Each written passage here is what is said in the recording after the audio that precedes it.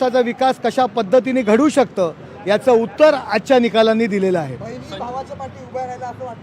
शिवसेना कुणाची हा प्रश्न जो उपस्थित होत होता त्यालाच दिलेलं हे उत्तर असल्याचं नरेश म्हस्के म्हणाले. वसईतून बवियाचे हितेंद्र ठाकूर मात्र यावेळेला पिछाडीवरती असल्याची मोठी बातमी. नालासोपाऱ्यातून भाजपचे राजेश नाईक आघाडीवरती आहेत, तर कल्याण ग्रामीणमध्ये सेनेचे राजेश मोरे आघाडीवरती आहेत. आणि याच संदर्भात आपण सगळ्या अपडेट्स जाणून घेऊच या. मात्र तत्पूर्वी विनयाजींकडे मी येणार आहे. विनयाजी, कुठेतरी महाविकास आघाडीकडून जागांची अदलाबदल करण्यामध्ये, उमेदवार देण्यामध्ये, काही जागांमध्ये रस्सीखेच पाहिली आपण, याचा सुद्धा फटका बसला असं वाटतं. कारण महायुतीमध्ये सुद्धा गोंधळ पाहिला सगळ्यांनी, पण महायुतीमध्ये काही गोष्टी स्मार्टपणे केल्या गेल्या. भाजपनं खास करून आपले काही नेते, आपल्या पक्षातले काही उमेदवार शिवसेनेला दिले, काही राष्ट्रवादीला दिले, जे सध्या आघाडीवर दिसत आहेत, ज्यांची आघाडी काही हजार मतांची आहे. तर कुठेतरी हे मॅनेजमेंट, हे व्यवस्थापन महाविकास आघाडीचं चुकलं असं वाटतं.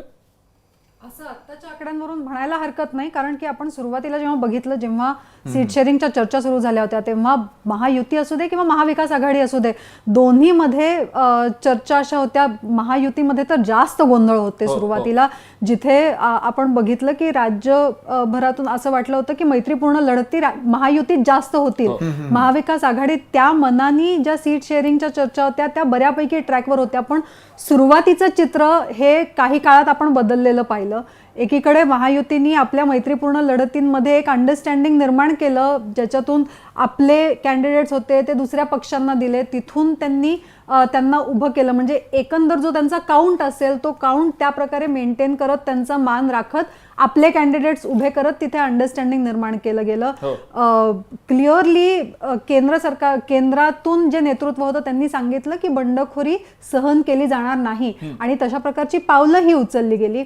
त्या प्रकारे महाविकास आघाडीत जरी का चर्चा व्यवस्थित नेटाने सुरू झाली, तरीही मध्यात कुठेतरी आल्यावर आपण पाहिलं की ज्या प्रकारे वितुष्ट होतं, त्याच्यानंतरही ज्या सीट शेअरिंग झाल्या आणि ज्या प्रकारच्या सीट्स काही जणांनी आपल्याकडे घेतल्या, उदाहरणार्थ आपण विदर्भातून विशेषतः उद्धव ठाकरे आणि काँग्रेसमध्ये झालेलं जे वाद होते ते पण पाहिले होते. कशा प्रकारे काँग्रेसची इच्छा होती की विदर्भातून जास्त जागा लढाव्यात, उद्धव ठाकरेंनी तिथे काही जास्त जागा घेतल्या आणि जरी का काँग्रेसनी नमतं घेतलं तरी तेव्हा सीट शेअरिंग झाल्यावरही कॅन्डिडेट्स बरोबर दिले गेले का ह्याच्याबद्दलही वादविवाद तिथे झाले. पण ऑफ द रेकॉर्ड आपण ज्या वेळेला मगाशी बोलत होतो त्यावेळेला ठाकरेंना याचा कुठेतरी जास्त फटका बसला की काय, असं एकंदरीत सध्याची जी आकडेवारी आहे त्यानुसार दिसतंय. त्यामुळे स्ट्राईक रेटचा मुद्दा फार गाजला, म्हणजे महायुतीत सुद्धा गाजला, महाविकास आघाडीमध्ये सुद्धा गाजला.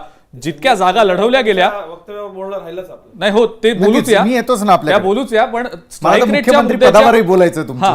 रेटच्या मुद्द्यावरनं कुठेतरी ठाकरेंना सुद्धा फटका बसलाय मोठा, काँग्रेसला सुद्धा बसताना दिसतोय. तर मग इतक्या जागा लढवून मग इतक्या जागा, कमी जागांवर आघाडी, आणि अजून माहित नाही आपल्याला पुढच्या 2-3 तासात काय निकाल येतील, पण सध्याच्या कलांमध्ये तरी स्ट्राईक रेटचा मुद्दा आहेच. स्ट्राईक रेट फार कमी दिसतोय महाविकास आघाडीचा. विशेषतः सुरुवातीला गेल्या काही दिवसांमध्ये जे अँटिसिपेशन होतं की काही जणांचा स्ट्राईक रेट चांगला असेल, काही जणांच्या स्ट्राईक रेट विषयी शंका होती, त्या प्रकारचं आपल्याला थोडाफार धक्कादायक निकाल आत्ताच दिसतोय.